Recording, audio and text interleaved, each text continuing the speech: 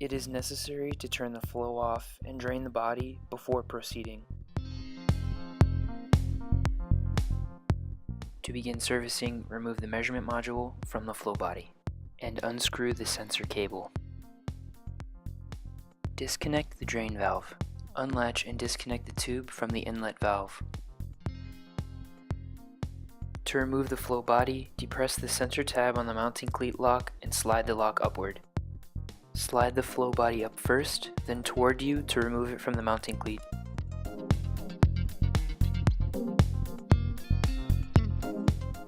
Locate and unscrew the beam dump and remove from the assembly.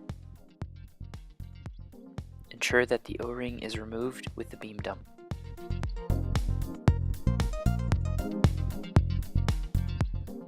Clean and inspect the new beam dump before installation. Properly seat the new O-ring and clear any debris from the thread cavity.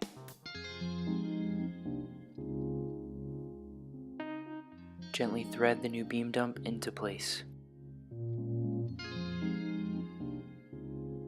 Once the new beam dump is installed, push the flow body onto the mounting cleat, then down.